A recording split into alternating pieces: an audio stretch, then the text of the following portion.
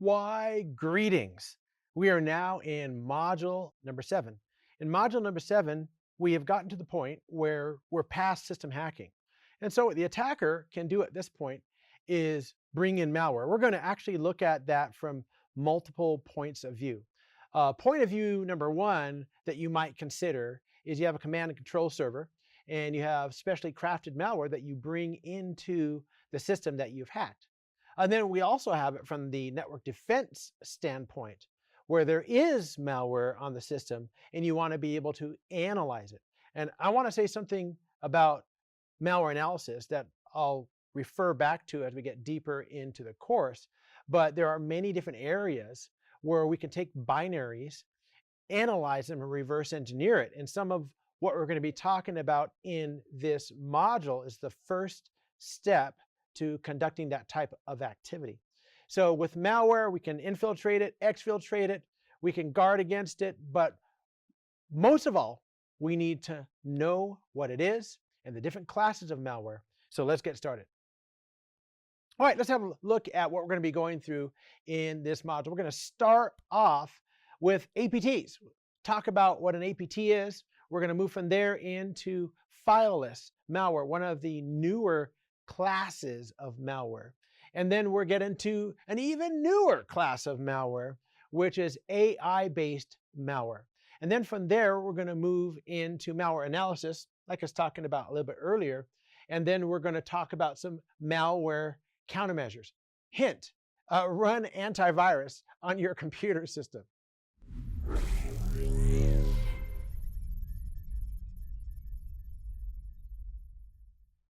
Okay, so we are in learning objective number 1. We're going to look at a couple of things in this learning objective. Item number 1, we're going to look at malware, and then we're going to look at APTs, or advanced persistent threats. So let's have a look, first of all, at an introduction to malware. Wow, there are so many different types of malware, from Trojans to backdoors to rootkits to worms and spyware and botnets and ransomware and encryptors. There's quite a lot. And each one of these has subclasses and subcategories. And I'm sure you're familiar with most of these. And if you want, you can look in your courseware or take some time and research them. But what I want to do is I want to tell you about a specific type of attack that often includes malware. And that is an APT, an advanced persistent threat. So here, I have a question for you. You can cheat on the answer if you want. And the question for you is this: how long does it take the average organization to discover that they've been hacked, that there's an attacker currently in their network? What do you think? Yeah, well, I think you have it. Yeah, that's good. That's good. You know, it's an average of about 238 days. Isn't that insane? There was a customer that I had somewhere in Pennsylvania. I won't tell you where they are. And what they did is they did property management for commercial real estate. And if you can imagine, like if you're renting a house, it could be $1,000, $2,000, $3,000 or $4,000 a month. But if you're renting an office building that's 10 stories, it could be $20,000, $40,000, $60,000, $100,000 a month. That's a lot that they're collecting. So what happened is this organization was so poorly protected in terms of cybersecurity that they had an advanced persistent threat.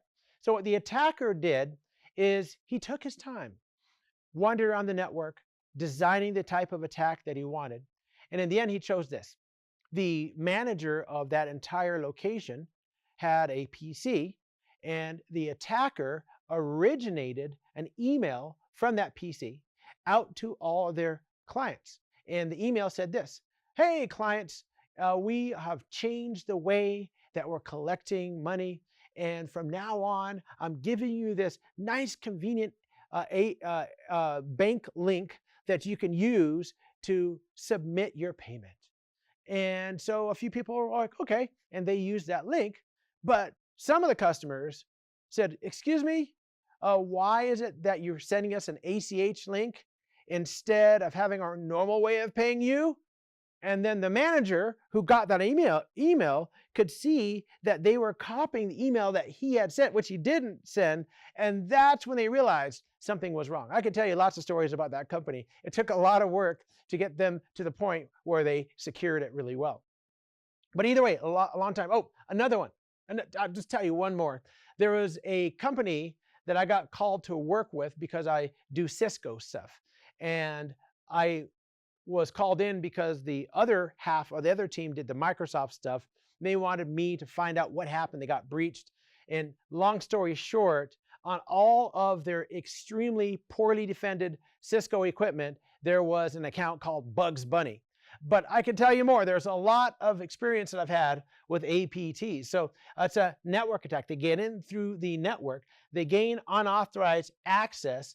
They stay there for 238 days or however long that is. And then they can complete their actions on objectives. In fact, let's have a look here at the life cycle of an APT. And what do we say about life cycles? Make sure you know what order they're in for the exam. We start off with preparation. They're going to look for a target. They're going to maybe organize a team. Maybe this is not just a lone wolf attacker. Maybe it's a threat group. And then they're going to make their initial intrusion, maybe put malware in there, cover their tracks, etc. Then expand. They might go to multiple locations. They might put the account Bugs Bunny on all the routers and switches. They might create new Active Directory accounts. They might infiltrate, exfiltrate data.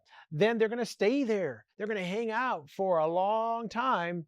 And then they're going to maybe search for things, credit card data, employee data, exfiltrate all of that, and then stay undetected, covering their tracks. So that is the life cycle of an APT. All right, the next thing you want to look at is a class of malware that is actually pretty devastating, and that is called a Trojan. And this comes from the old school stories of, way back in Greek wars, and we had the idea of the Trojan horse, which was a horse that inside it had hidden soldiers in it that eventually conquered the city of Troy. But in our case, it's not a horse, it's an app. And it looks like a normal app, but it is not a normal app, because what it is it's a wrapping around malware. So let's have a look at Trojan horses. How attackers use them. They delete critical information. They use them for DOS and DDoS attacks. They can turn on your sensors, audio, video, disable firewalls, create a nice backdoor that they can use, and maybe use that system as a proxy, or maybe make your system part of a botnet. So that's not very good. These are pretty bad things that can happen. And I know what you're thinking. You're thinking, how can I do that? Well, here's how we do it. What we're going to do is we're going to put together a Trojan horse. Let's look at each step. The first thing we want to do is create your malware. So it's going to be a Trojan packet. How do you do that? You can use an LLM to write the code for you. Or you can download well-known code and modify it enough so that it is less detectable. But either way, we're going to create that Trojan packet. The next thing we're going to do is put together a dropper. There are many droppers out there, or downloaders, that once the Trojan packet gets on the system, it will download the rest of the malicious information to that system. And then we need a wrapper. What is a wrapper? A wrapper is a professional musician that says words very fast to a beat. No, that's a different kind of wrapper. This type of wrapper is you take a normal program, like I said earlier, write.exe, or something like excel.exe, and then you wrap the Trojan packet in that. So it looks normal, the icon is normal, everything looks normal, but in reality, it is a hack. But there's a problem. That wrapper does not completely obfuscate that Trojan, because if I were to scan that Trojan, I would, or that, write or Excel or whatever it is, I would see that there's some pretty bad stuff in there. So the next thing I want to do is run it through a crypter.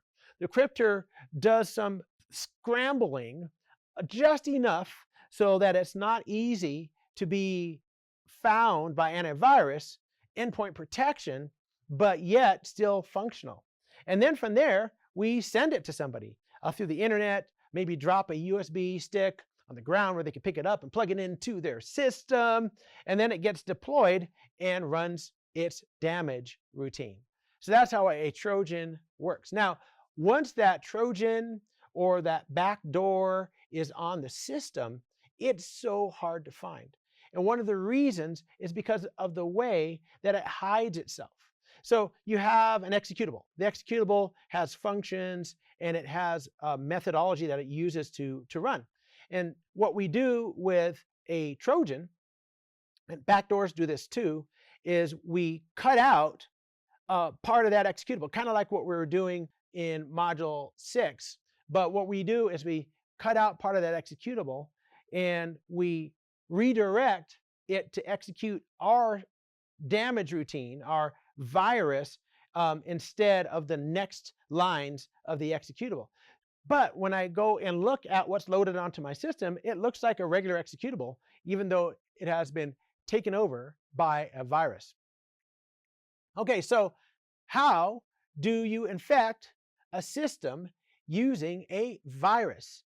Well, yeah, you can have an LLM, or maybe you have really good dev skills. You can write your own virus. But better yet, there's an app for that.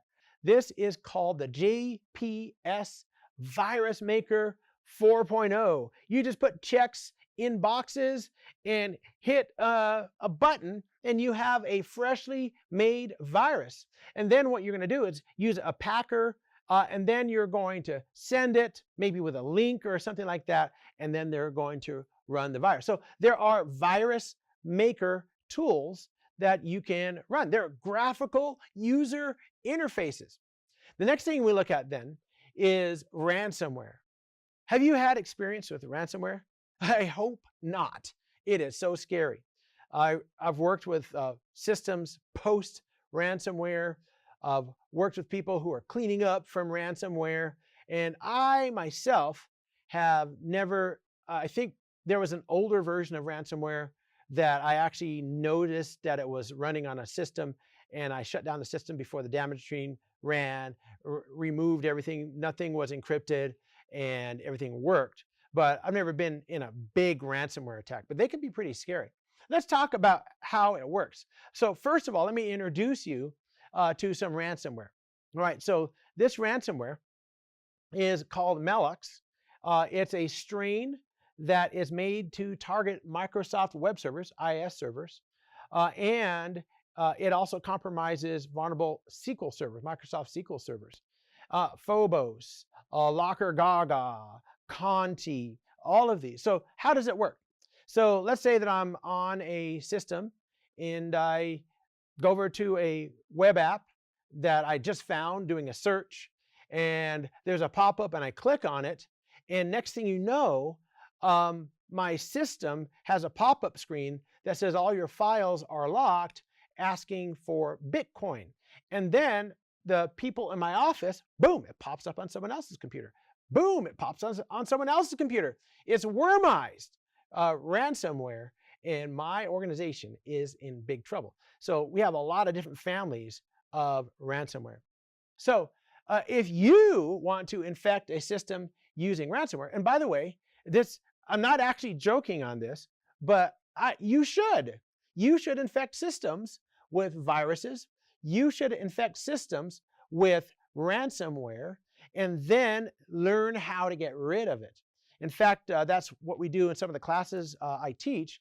I encourage the students to have an area that's sectioned off, not connected to any network, where you can run ransomware, run worms, run viruses over and over again, and train yourself to be able to understand what they are, so that when a real one hits, you'll be able to recover from it quickly. So there's a really cool little tool called the Chaos Ransomware Builder. You have to say it in that voice for some reason. I don't know, but it's the ransomware builder. And so what you do is you create the ransomware. Again, notice this, that we have checkboxes. It's a graphical user ransomware creating interface. And then you transfer it to the machine, maybe give them a chat, link, email, they download it, they open it, and it encrypts their files, send a ransomware note, and then you can collect, maybe you should go for Dogecoin instead of Bitcoin. But either way, you can collect your money from there. But this, again, would be something you'd want to do on a test network in a lab to make sure you understand how it works. All right, next we look at worms. I mentioned before a wormized ransomware. Wormization is the process of taking some type of malware and making it so that it can travel independently on any network. So let's talk really quick about the differences between a virus and a worm. So a virus, what does it do? I think we got a little bit of education on that back in 2020. So what a virus does is it enters the cell biologically of a victim, and it uses the machinery of the cell in order to make copies of itself. And then it does that over and over again. You sneeze it out, someone breathes it in, it does it again. And that's what a virus does on a computer system. So let's say I get a virus on my computer system. It uses the machinery of my computer system, like Microsoft Outlook or the Thunderbird Outlook client, and it sends itself to everything on my contacts list. And that is how everyone else gets the virus. So it makes use of that architecture of those resources. A worm, on the other hand, if I'm in the garden and it's a nice spring morning, it's time to do the garden, and I'm digging up a chunk of soil, a worm will crawl out on its own. It doesn't need to take over the machinery of anything. And same thing with a computer worm. If I have a device that has a computer worm on it, whether it's Wi-Fi or wired, as long as it gets on that network, it'll look all over that network for devices with similar ports open or whatever and just crawl right into them. So this worm, as we can see, it's malicious. It independently replicates. It spreads across the network. The attacker uses it to deliver a payload. There are worms like SSH snake and P2P infect and many others. And they're different than viruses because what a worm does is it does not require the machinery in the machine, like the software environment. It'll spread on its own without anything. The next thing we look at then is how we infect a system with a worm. So the first thing we're going to do is we're going to create the worm. And no, you don't need an LLM. You don't need an AI. You don't need to know anything about programming. You don't even know how to spell Python. Well, that's okay because there's the Internet Worm Maker thing. It's also a graphical user interface tool, or the batch worm generator. And then we go through some of the same steps where we deliver that worm and it runs its damage routine.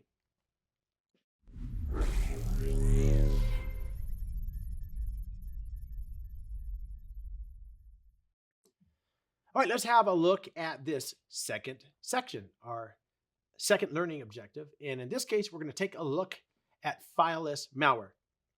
When I have an antivirus program, it runs, it scans my system. It looks at all my folders and it looks at all my files to try to find out what, if anything, looks odd or matches a known signature. But fileless malware does not make use of files. So what we'll see is that it is a lot more difficult to detect. So we have to know a little bit about how it works and what it is. So let's have a look at fileless malware. Okay, so with fileless malware, what we see is it does a technique, and that technique is called living off the land. Take a PC. Let's say it's brand new. You just opened it up. It's out of the box, so it just has generic Windows on it.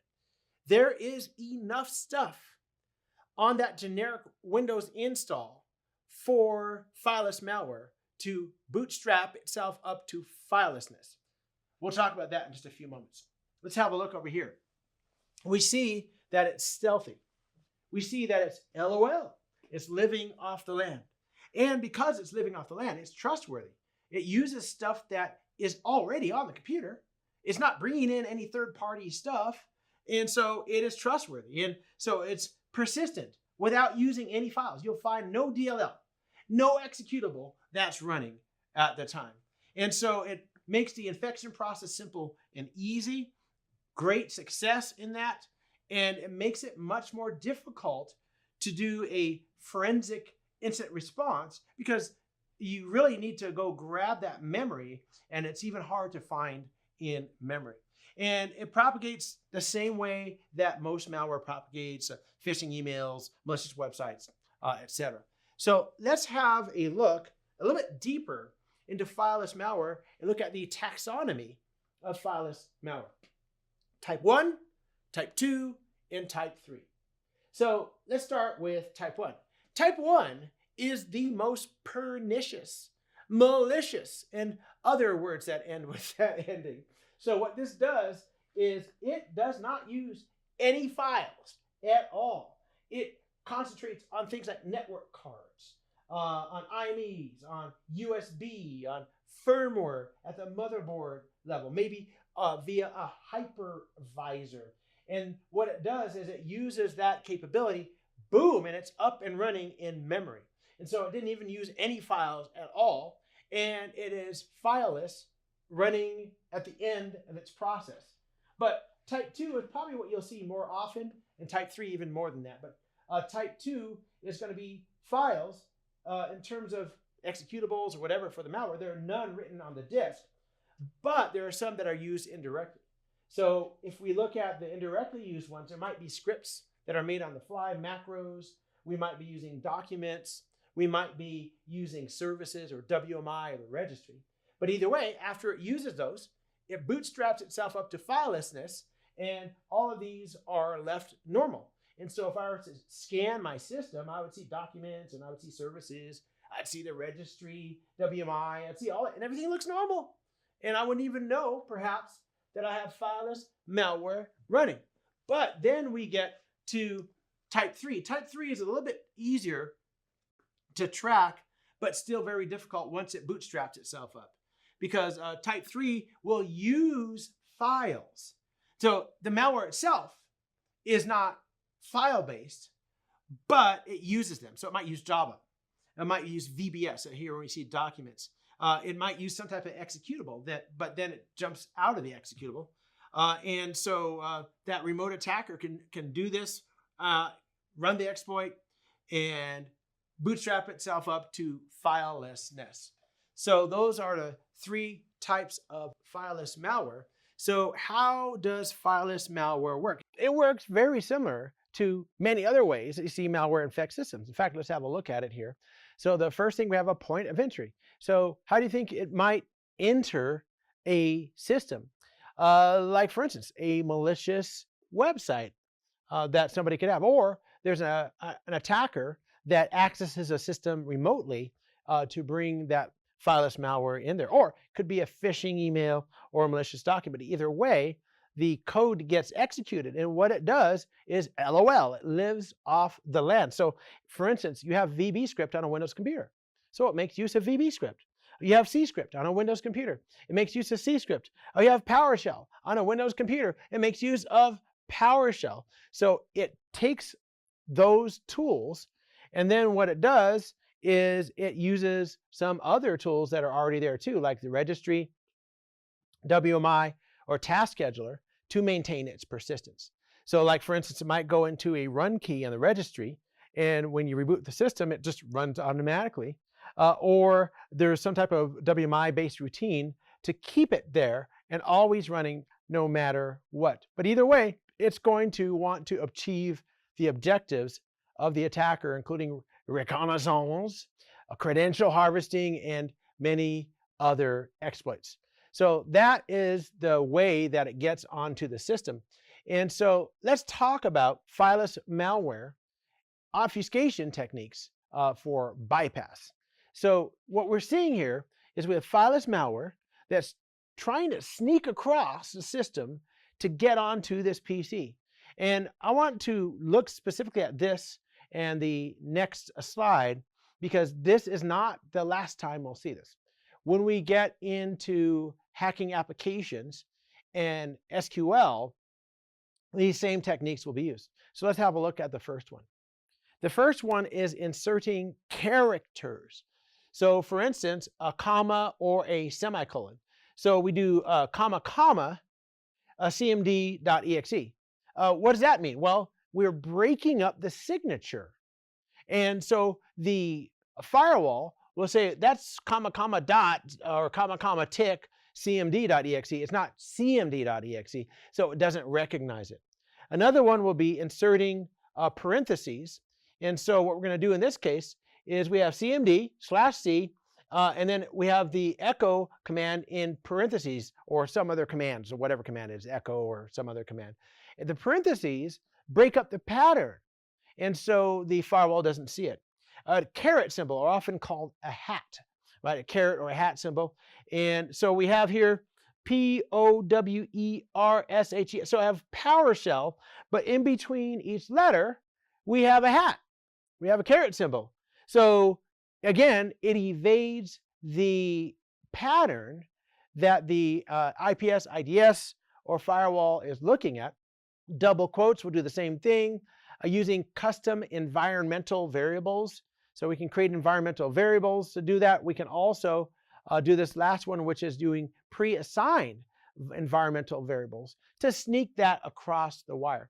What we'll see when we get into SQLI and we get into hacking applications, that there are many other ways to do this also.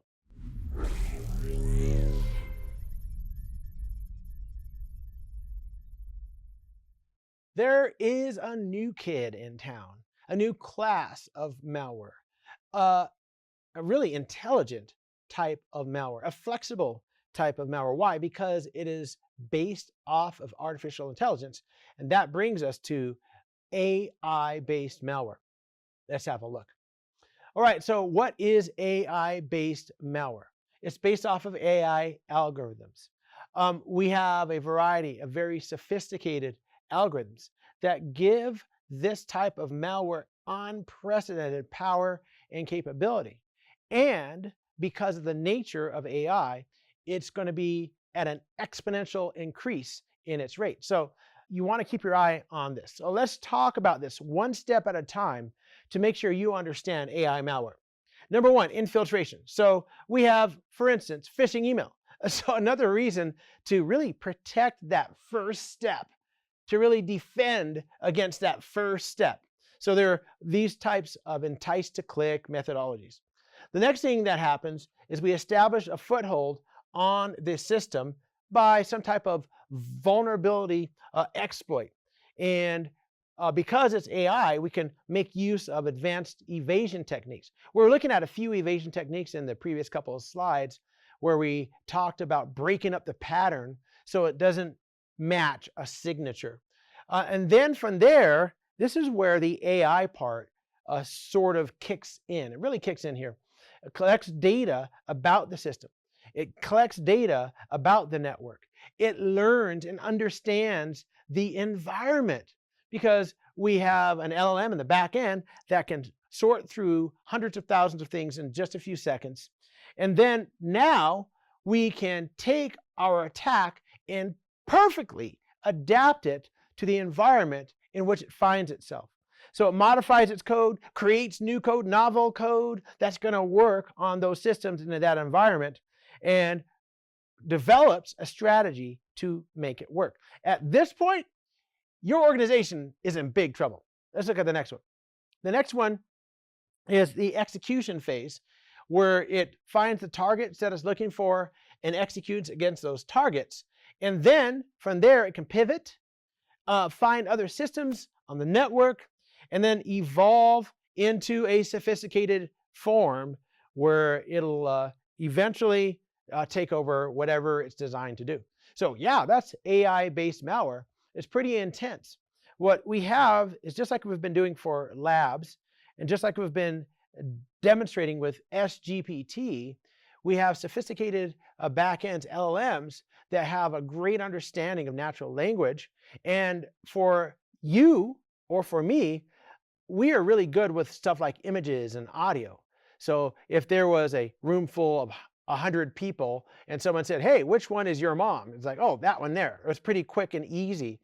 For an AI, the computer systems, networks, and applications that we run, those are second nature, first nature for the AI. So my network, where I have all my precious data and secrets, are nothing for an AI. They can walk right into it, understand it immediately, and run attacks. All right, so let's have a look then at some of the challenges of AI-based malware. Starting here on the left side, one of the challenges is that we have a lot of automation, reconnaissance, target selection, all the stuff we talked about in module 2, 3, 4, 5, and a large part of 6. The AI is going to do that by analyzing the system and developing novel code. In fact, the AI can then do an attempt to run the code, analyze the response to the code, and then go back and do a new version of it that has less of a response, staying undetected, identifying the best targets and vulnerabilities, adapting continually, exploiting vulnerabilities. And one of the issues with this is you might, through deep learning, be able to find vulnerabilities that no one knew about, find new 0 days and tailor the payload to that. Use polymorphism and obfuscation and code compression and encryption, maybe even make up new forms of this that may not have been part of the definitions of any antivirus, endpoint protection, XDR that you have in your system. And then use social engineering. We'll talk about that when we get into social engineering, but AI is changing the face of social engineering. Using sophisticated algorithms, natural language processing, deep learning to evade detection, and then rapidly adapting, and then self-healing. So if there is an app like an endpoint protection app that finds it and tries to quarantine it, all of a sudden it will adapt to that and change. Isn't that insane where we are today? And increasingly, that's how it all is. Essentially, it's AI versus AI. And what I call people who do network defense and cybersecurity, we are AI wranglers, right? We just say, hey, AI, this is what I want you to do. And the AI goes out and does that for us. All right, so now we're going to look at NLP-based AI malware. So NLP is natural language processing. We saw some early versions of NLP when things like Siri and Alexa came out, and you could give them extremely simple commands. But these days, you can talk to ChatGPT, you can talk to Gemini and many other AI tools, and including Siri and Alexa, who are now having LLM backends that allow you to talk to them like you would anybody. And so they can understand and turn it, what you say, into whatever you want that meaning to be. So we have sophisticated attacks. So you can automate and create very convincing emails. We'll look at an example of this coming up. Context-aware malware. So they can analyze where it is, extract relevant information, and then make themselves more effective. Automated social engineering, and this makes it much easier. I am actually shocked that at the time that we produced this class, that automated social engineering is not advanced further. But maybe by the time that you're taking the class, you go into your junk mail and you'll see stuff that is very, very convincing. Let me just give you an example. So right now, let's say that there is a guy named Fred, and I want to do social engineering on Fred. So what I need to do is do OSINT on Fred. I need to make sure this is the right Fred. This Fred I know is in his 30s, so all the Freds that are in their 20s, I don't look at them. All the Freds that are in their 50s, I don't look at them. This Fred lives in Ohio, so I don't look at the Freds in Dallas. I don't look at the Freds in Washington. So we have all these things that we narrow in on the correct Fred. And then Fred works for CEH Corp, so we look for that data point and a few others, and we finally zoom in on Fred.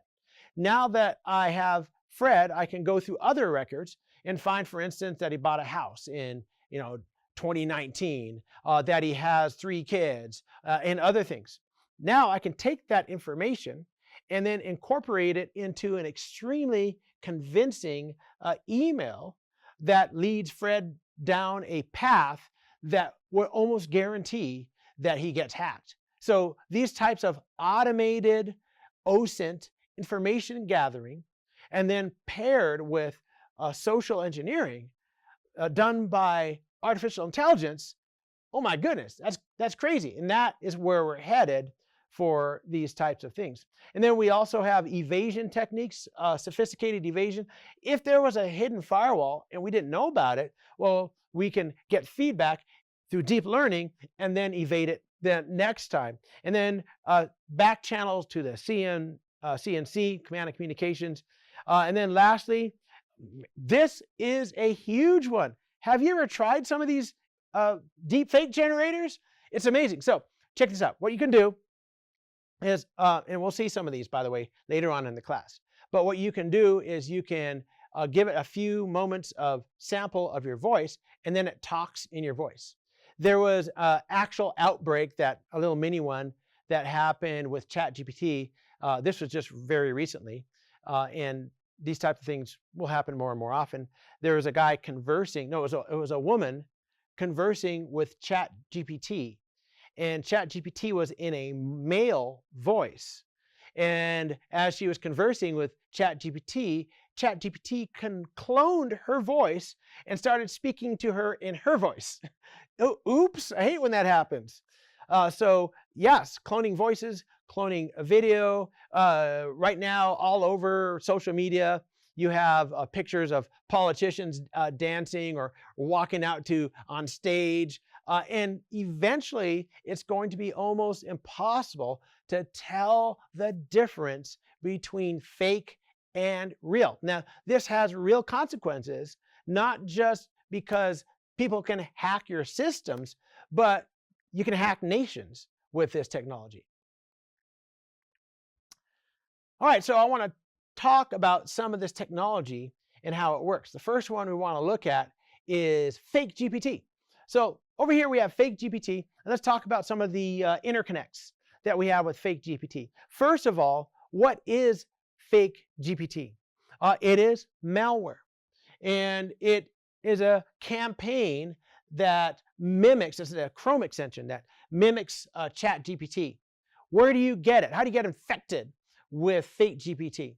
Well, phishing and misleading malvertising, right? Once it's installed, the attacker can steal stuff, take control, etc. Let's have a look at it. So the first thing we see is we have some type of malicious post that's sponsored. We get an extension that's installed. We get the browser infected. At the back end, we have Cloudflare. We have worker C2 servers up there. We have backend connections to OpenAI, API, backend connections to Meta, to the Graph API, which allows us to do queries, and it allows us to steal Facebook account details. So this is the thinking. This is the brain of it. This is where everything is done in the back end. So we have Facebook session cookies, account details, a business account balance information, all that kind of stuff can be stolen. And it might even be a high profile account. And so in this case, we could do a credential hijack. We can make use of Facebook ads and Meta, and then use this to generate more malicious ads that are targeted at specific individuals, businesses, etc. So this is really an engine that has a back-end API brain that's taking and living in the social media area and making use of APIs for its functionality. All right, the next one we want to look at is a couple other pieces of AI malware. If you look at this slide here, you'll see that we have Worm GPT. What is it? Well, it's an AI-based chatbot, and it's built off open source GPT-JLLM. Now, remember I was telling you about Hugging Face. We talked about that in module 2 or something like that. Hugging Face, if you go to Hugging Face, they have all kinds of open source generative AI and LLMs there. But as you can see here, we're making use of one of those open source ones. And what the attacker is going to end up doing is using that to generate human-like replies to prompts, etc. Another one that you see on this slide here is actually called Fraud GPT. Let's have a look. So Fraud GPT, malicious, AI-driven, tailored to look quite a lot like Chat GPT, and we can generate content that looks pretty amazingly real, but really what it's doing in the background is it is cracking tools and finding vulnerabilities and allowing somebody to hack a system and commit fraud. So, wow, these are some of the AI tools that a lot of networks and developers and people with home systems are up against. They're very intelligent, they're growing, and they're only going to be more sophisticated. And it's not going to happen gradually or linearly, but it's happening so fast because it's an exponential process. And this is something that when we get into the lab, you really need to pay attention to, because you need to know this, because this is your future.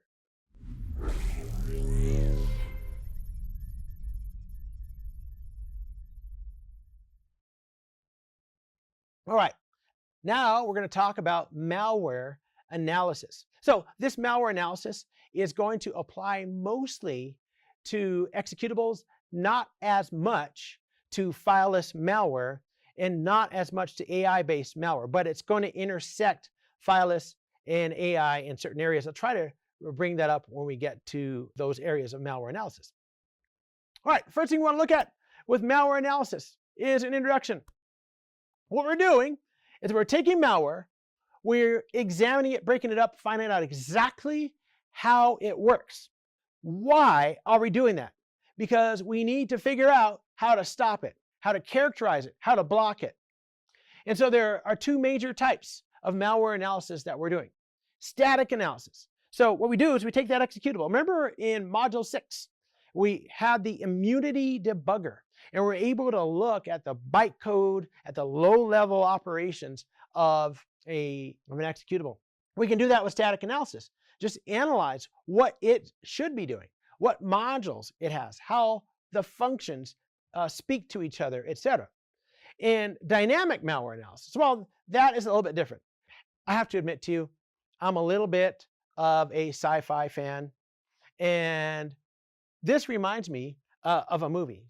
There is a Star Wars movie where Anakin and Obi-Wan were on the bridge of a large ship. And Anakin says, "Master Obi-Wan, I believe I sense a trap." And then Obi-Wan twizzles his mustache and he says, "And what do we do when we sense a trap?" And they both say together, "Spring the trap." And that's what we're doing here. We're springing the trap. So right over here with dynamic analysis, we're saying, network engineer, I believe I sense malware. And then what do we do when we have malware? Run the malware, execute the malware. So we're going to spring the trap. We're going to run it. So we're going to put it into an area where we can actually watch what the code does and measure everything it does. And that is dynamic malware analysis. But before we get into static and dynamic malware analysis, there's something we need to do. We need to set up a test bed. What we're going to do is we're going to take a physical system. So maybe one of your servers in your data center that's being replaced. You say, hey, don't recycle that. Let me have it. You bring it into your organization. So we have that physical system.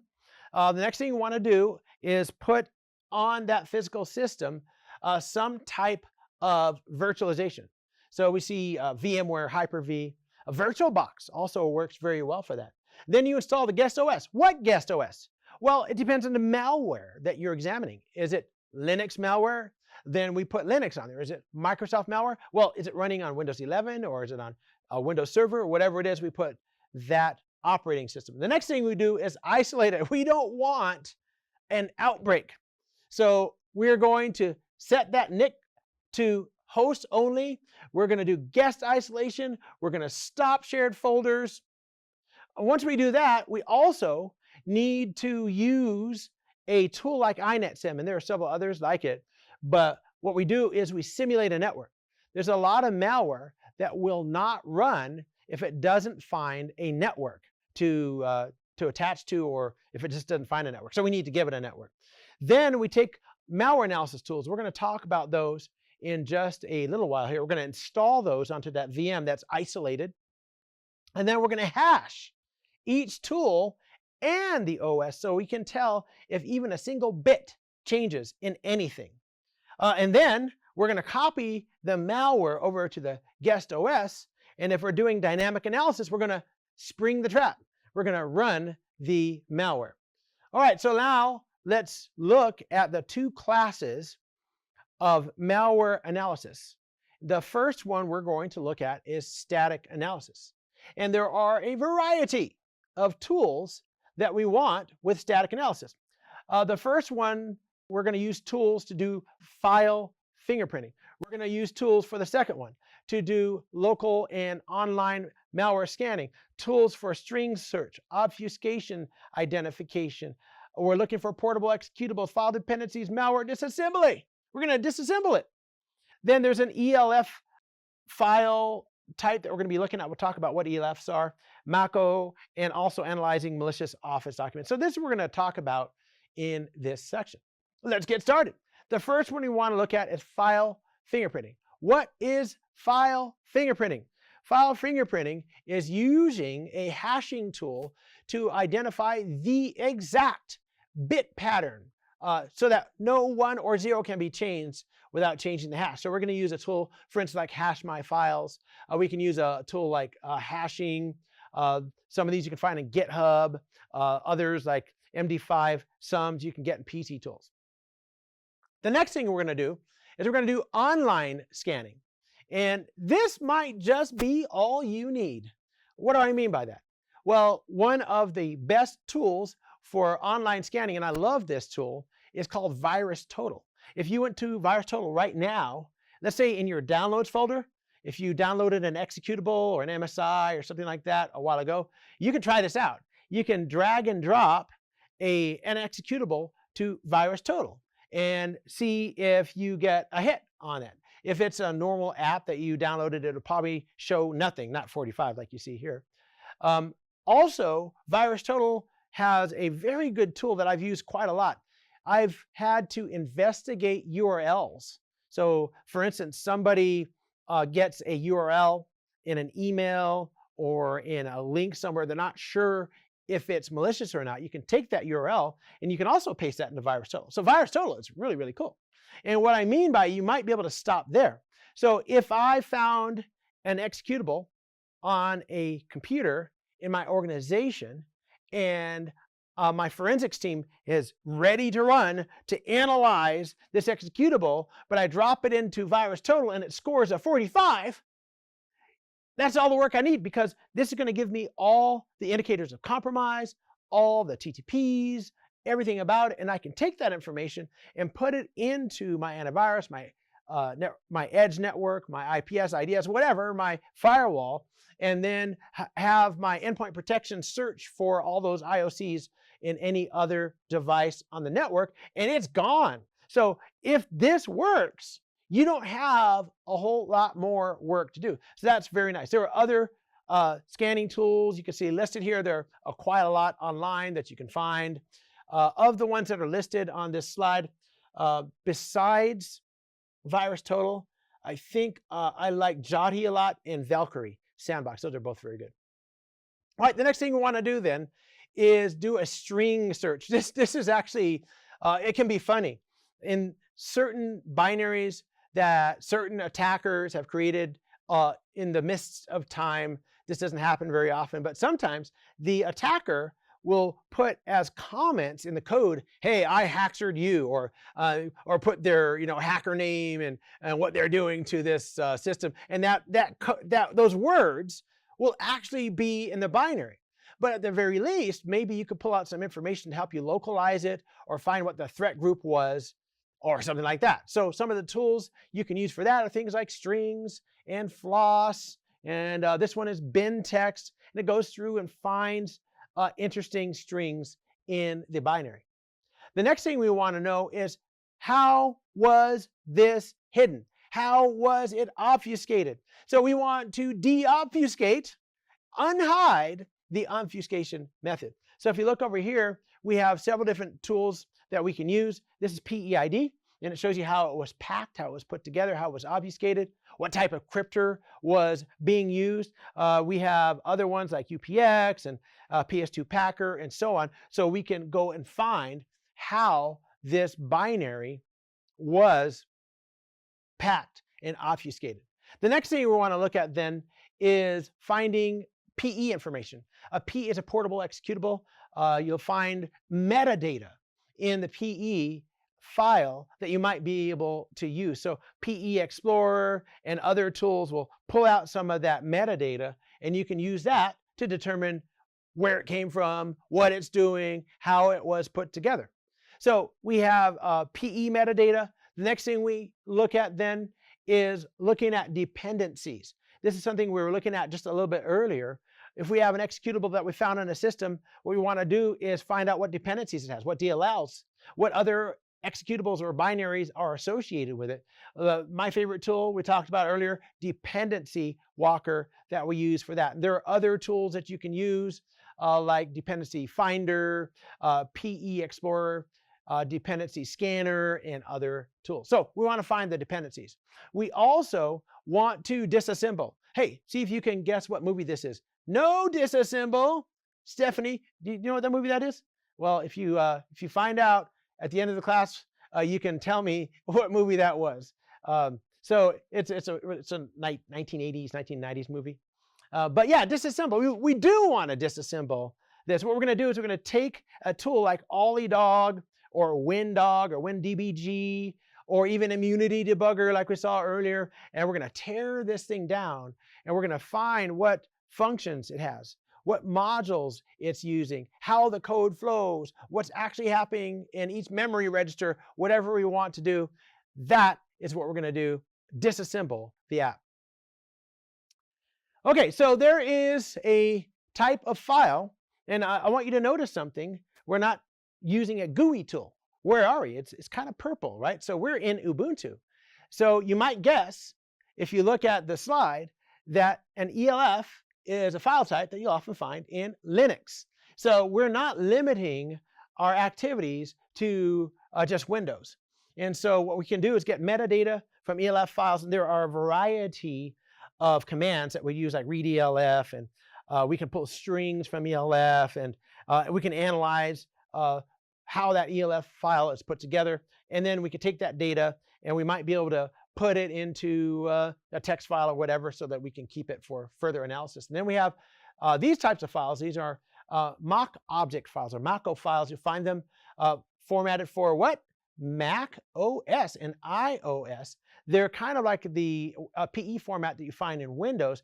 And again, with things like PageStuff and Life and OTool, we can pull metadata from those Mach-O files. And now I want to talk to you about Microsoft Office documents. Microsoft Office is a pretty amazing tool. It's really kind of took over the entire Office realm of software. I remember back in the day, there were several different major, like Corel and Office and many other offices that competed with Microsoft Office. And what really changed the entire scene is when Microsoft put a programmatic backend in Microsoft Office. And so it allowed you to use VBA. Have you ever used VBA, Visual Basic for Applications? It's actually pretty amazing. If you've never done it, it's worth taking like a 1-hour YouTube class on Visual Basic for Applications. It's especially powerful in Excel, but it's useful for almost any Microsoft Office document. And because of that, there are hacks that go through Office documents. I'm going to tell you about the first one. After Microsoft created VBA, there was a man, I can't remember his name, that realized that this is a blind spot in security for Microsoft. And back then, Microsoft was a lot more snooty than they are even now, and they did not pay attention. He sent email to them. He sent snail mail to them, showing them that, hey, this Office stuff that you just put together, it's potentially dangerous. And they didn't listen to him. So what he did is he demonstrated it. He created an empty container of a VBA-based virus, and it's called Concept. concept. So if you want, you can go to your search engine and look up the concept virus. You'll see what I'm talking about. And it was after that happened and that spread around the world and people started taking that empty container and putting arbitrary code in it that Microsoft finally got serious about defending that back-end environment.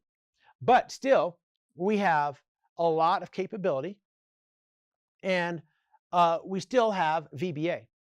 All right, there's another technology I want to tell you about that Microsoft has. So I can take a spreadsheet. Let's say I'm calculating the sum of squares for several different equations or something like that. And I take that spreadsheet and I want to put it in a report, and I can just, boom, put that spreadsheet into the report. And they could be linked together so that if I change a value in the spreadsheet, it changes in the report. You know what that's called? You know, that's object linking and embedding. That was another revolution in Microsoft Office. Object linking and embedding. O-L-E. Ole. That's what we're talking about here. And the reason I focus on that is so that when you are on the exam and it gives you a question, like for instance, it says that Fred, an engineer at CH Corp, needs to analyze a malicious Office document. What tool will he use? You're going to look for something with the word ole in it. All right, so remember that.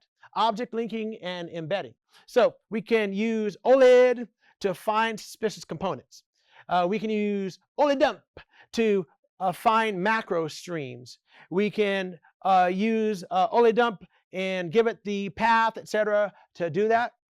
And we can also analyze malicious Office documents, looking for VBA keywords using OLEVBA.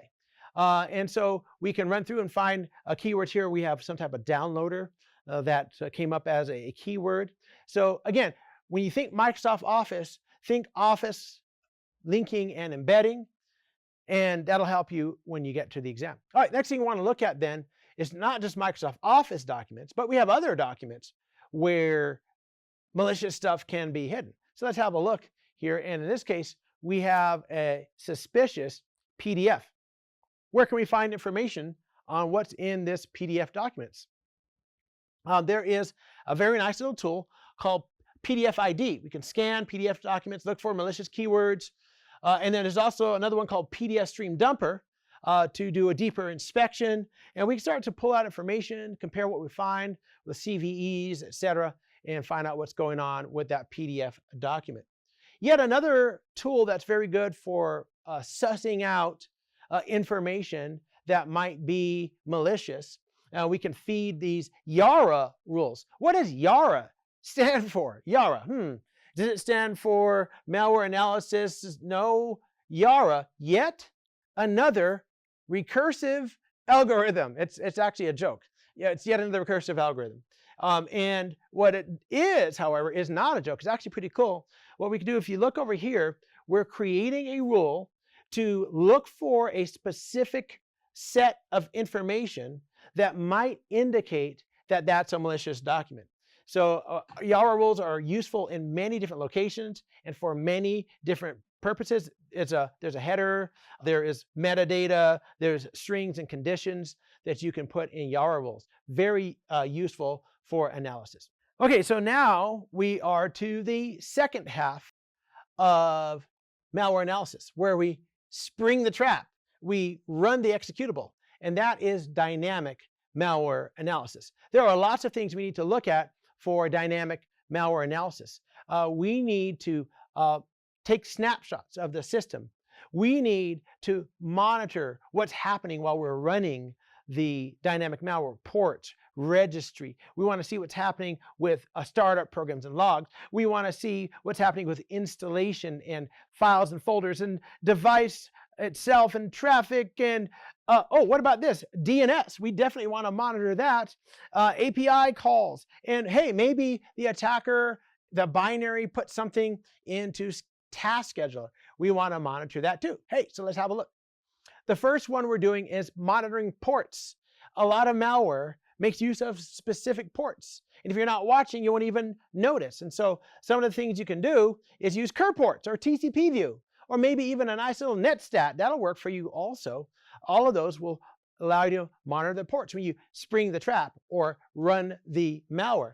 The next thing you want to do is look at processes. We're going to be looking at what process threads, what it's accessing, where it's located, and we can use a tool like Process Monitor to do that. Or we can use a tool like Process Explorer or Monit or System Explorer. The next thing you want to do is look at that registry. So what you can do is you can take a look at the registry with RegShot. So RegShot is listed over here.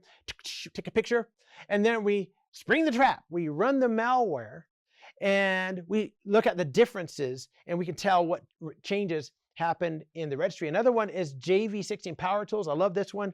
It's very GUI, graphical user interface, and easy to use. All right, another thing we want is services. So what is a service? A service, before they were called services, Microsoft used to call them TSRs. Did you know that? TSR? You know what TSR means? Terminate and stay resident. So in other words, you get rid of the interface, but it stays running in the background, and that's what it does. Stays running in the background as a service. And so a lot of times malware will create new services that just stay running in the background all the time. And so we have tools like Network Service Monitor, Anvir, Service Plus, or this one here, which is Service Manager, and we can monitor what services have started and do some research on those services. Another thing that we want to do is see if that malware has changed my startup. Now, Windows 11 is really nice because it's very easy. You hit your Windows key and you type startup, and then the top choice is going to be a little applet that takes you into your startup programs, but it's not very comprehensive. This one is called Auto Runs. And if you look down here, this is a Microsoft tool also. And if you have some time, if you download it and run it or use it in the lab, you'll see there are quite a lot of tabs that gives you a great amount of insight into what's running on the system and how it gets started and spawned, etc. But what we're looking at is basically the first screen, which is all the startup software, and it categorizes it very nicely for you. If you want to do that also, you can manually look for this by going to the reg editor, by looking at boot.ini, which is an old version of Windows. You would use the boot manager or BCD for newer versions of Windows, and you can find out what is starting and when it is starting. Well, after that, we also want to look at our event logs. We want to use Manage Engine, Event Log Analyzer. We want to use Loggly. We want to use Network Event Log and many others. If you really want to go for it, you know what a really cool tool is? Splunk. Splunk is pretty amazing, but it's a full SIM. And so it's kind of a little bit overkill, but if you already have a subscription to it, this is very good to track everything that happened with every single log on that system. But if you don't have Splunk, you have quite a number of other tools that you can use. The next thing we want to see is what was installed. This is one, I'm surprised always that these guys haven't been sued. What's the name of this install monitor? Microsoft, right? So it's a Microsoft install monitor. And what it does is it watches everything that gets installed on your system. You can keep track of it with the Microsoft install monitor. We also have Advanced Installer Pro. Oh, down here, Komodo. Have you been to the Komodo site? They're a cybersecurity organization out of the UK. They make all kinds of amazing stuff, and they have a tool for monitoring installs also. All right, so next thing we want to do is see if any file or folder changed. And you're going to see a lot.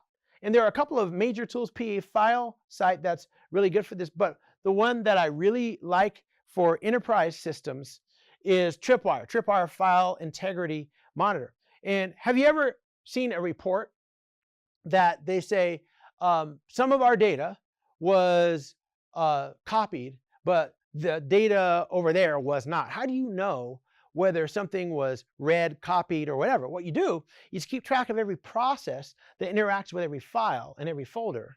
And then you match those processes to authorized processes. And if it's a process that's not on your authorized list, it's somebody else.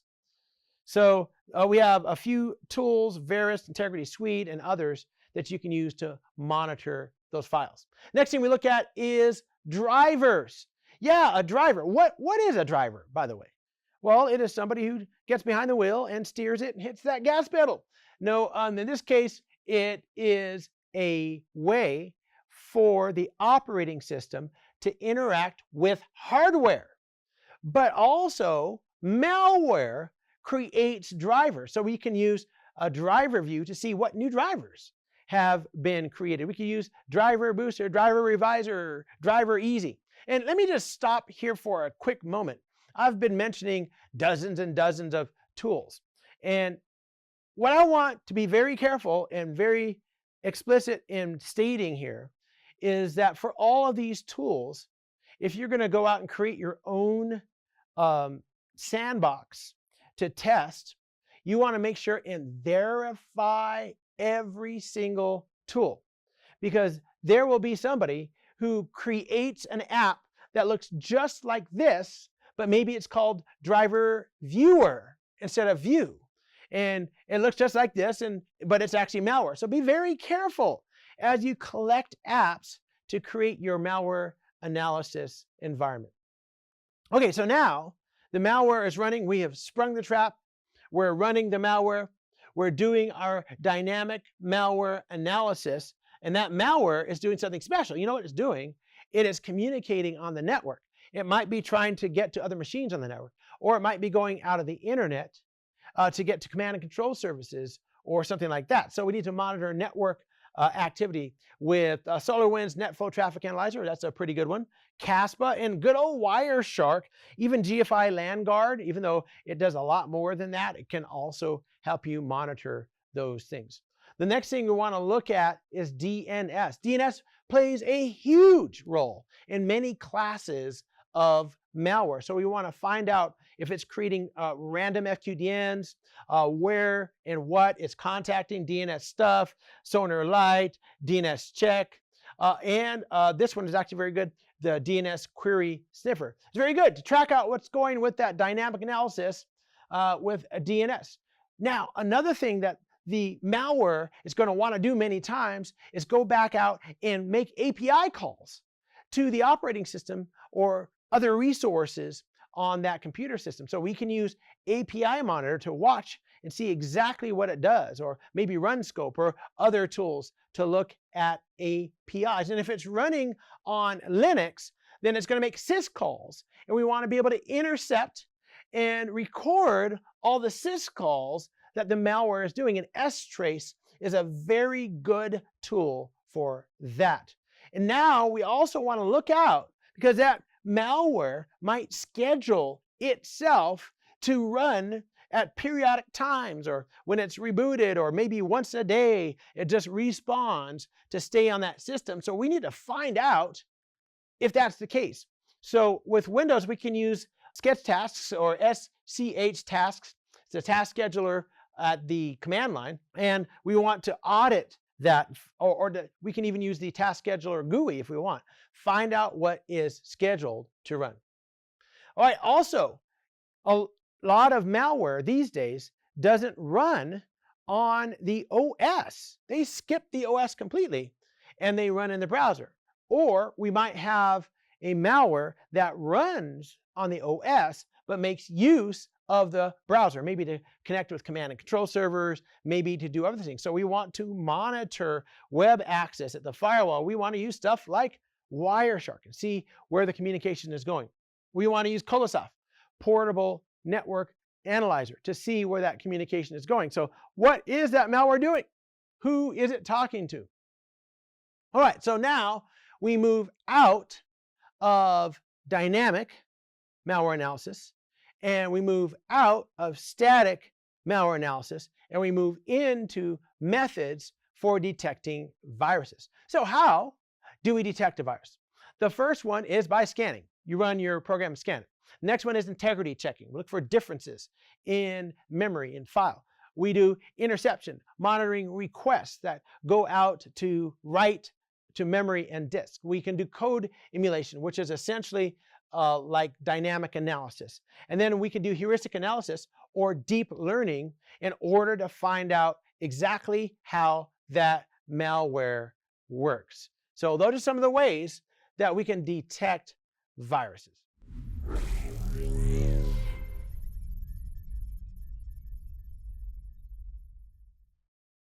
So we can detect viruses, we can run malware in a sandbox, we can static or dynamically analyze malware. But what we want to really do on all of our systems is to defend against malware. So now we're going to talk about some malware countermeasures. All right, so for malware countermeasures, there are several that we want to do. And this is another set of expectations. I really think that if you're taking this class, you probably know all of these. Don't, click on things from unknown senders, block ports you don't need, don't take stuff from untrusted sources. I don't see anything here that you might not already be doing or maybe just need a reminder to do. There are two situations that I want to talk to you about that I find quite a lot. And this is for professionals like you. This is for people who know a lot about computer systems. And the problem is I will get people who will say, you know what? Windows comes with their own built-in antivirus. I don't need anything else. Another person will say, hey, I have a Mac. I don't need antivirus. That's for you silly PC people. Or somebody will say, I have an iPhone. iPhones are perfect. They don't require anything extra, thank you. I don't care what you use. If you use it often, if you download and run apps, and if you get on any network, including the internet, one of the most important things you need is antivirus software. So let's have a look at some antivirus, anti-malware software. So the first one we see here is Avast One. Very good. I recommend it. In fact, all of these I recommend. The only one that I can't recommend, because right now it's illegal, which is Kaspersky Antivirus. There's an entire story around that that I'm not going to get into, but it is pretty fascinating how it got to its current status. Bitdefender, Malwarebytes, I love those a lot. I've used Panda, but it's been a while, so I'm not sure how good that is right now. But there are a lot of good antivirus software out there. We also have AI-powered malware detection tools. So this one here is a nice little tool called malware.ai, and it uses sophisticated AI techniques and algorithms to find malware. Sophos Intercept X, Bitdefender Gravity Zone. I have customers that I run that on their systems, Viper Endpoint Security, etc. So these are AI-based tools. And then we have another class of tools called XDR and EDR. We have a list on the right-hand side, Microsoft Defender for endpoint. We have a Tantium endpoint, Cisco XDR, and quite a lot here. So every business, every entity needs to defend their technology against cyber attacks. So we need to use things like EDR and XDR. So EDR is endpoint detection and response, and XDR is extended detection and response. And so there are two branches of adaptive cyber threat detection and response technology. And what it does is they work within your security stack to help simplify your response to potential cyber attacks. So something like CrowdStrike Falcon. Oh, CrowdStrike Falcon. Are you familiar with what happened with CrowdStrike Falcon? Well, they just brought down about 8 million PCs. And this is something that I want you to be aware of when you deal with EDR and XDR systems. One of the problems with EDR and XDR, some of these systems run as kernel level drivers on your software stack. Now, what Microsoft will do is they will look at this kernel level driver and they will digitally sign it and approve it to run at the kernel level. But CrowdStrike Falcon and some of these others run updates, and they will run an update and shove it into that kernel level driver. And even though it's been verified by Microsoft, now they've really changed the essential nature of the driver. And that's what happened with CrowdStrike Falcon, is they did an update And the update was really messed up, and it caused 8.1 million, I think, computers to blue screen, the blue screen of death in airports, the blue screen of death in hospitals, the blue screen of death in offices, and so on. It was pretty insane. That was in 2024. And so be very careful. Really using XDR and EDR is very important to help maintain the integrity of your systems, especially when you're running zero trust. But make sure you understand at what level that driver integrates into your operating system, and you have a plan in case there is an update like what happened with CrowdStrike Falcon, so that you won't end up in the blue screen of death. All right, so we come to the end of this module. And this module, what we're talking about is various types of malware, using malware to attack. And we talked quite a lot in this module about defending in terms of malware. And probably the core of this module was malware analysis, where we talked about static and dynamic analysis, where we sprung the trap.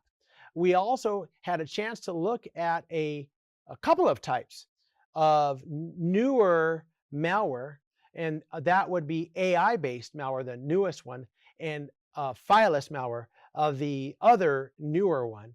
And we talked about how problematic AI-based malware is. But we also spent a bit of time talking about how you can create your own malware using AI. So hey, go figure. All right, so what we're going to do is we have a lab to go through for this module. And then the next module, we're going to do yet another hacking module, where we're going to look at sniffing and use some of the sniffing techniques for hacking. We'll see you there.